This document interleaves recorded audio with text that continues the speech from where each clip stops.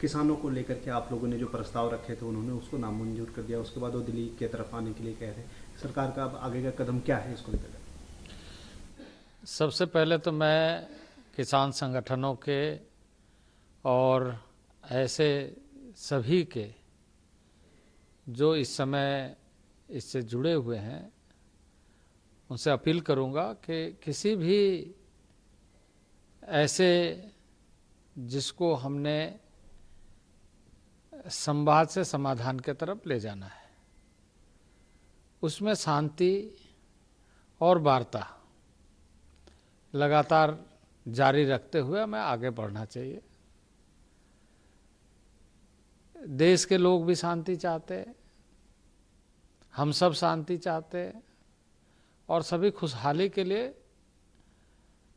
ये सुनिश्चित करना चाहते हैं कि हम सब मिलकर के समाधान ढूंढें और ऐसे विषयों पर हम गंभीरता से विचार करें। सरकार के माध्यम से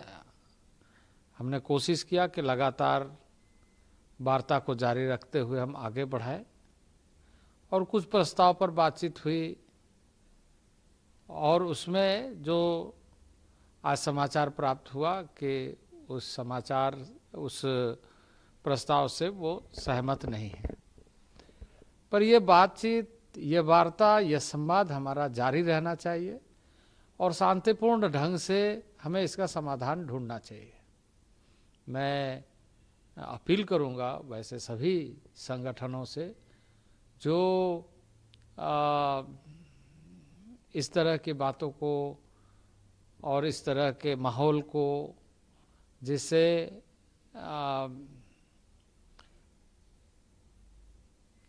हम सब के लिए और जिसे हम ये कहें कि एक इस तरह का वातावरण जो हम सब के लिए एक तरीके से अच्छा नहीं होता है। हम लगातार सरकार के माध्यम से चिंता कर रहे हैं कि इस देश के अन्नदाता किसान के लिए बेहतर से बेहतर कैसे हो सके।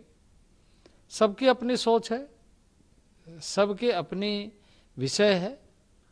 और उस विषय को रखने के लिए स्वतंत्र है और उस विषय को रखते समय चर्चा के दौरान किसी की नाराजगी होना भी स्वाभाविक है। पर इसे हम हल के रास्ते पर ले जाने के लिए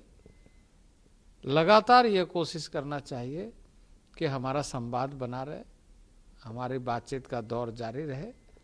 और इसे हम लक्ष्य तक पहुंचाने के लिए दोनों तरफ से या ऐसे सभी को सहयोगी बनाते हुए हम आगे बढ़े, जिससे हम ये सुनिश्चित कर सके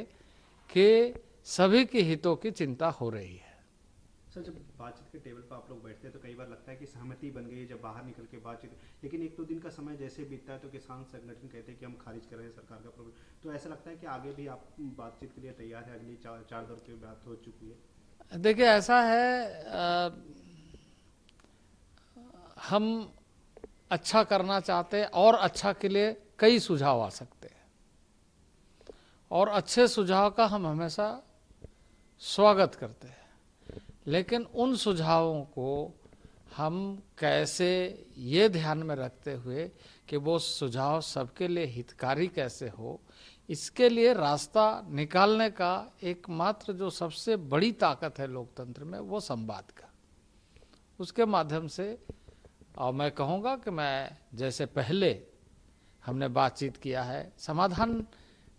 ना निकला हो, मैं मानता हूँ कि कुछ लोगों की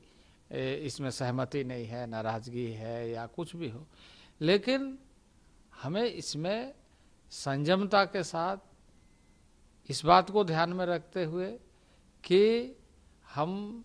ऐसे समस्या या ऐसे विषय या ऐसे सुझाव को हम एक रचनात्मक दृष्टि से देखते हुए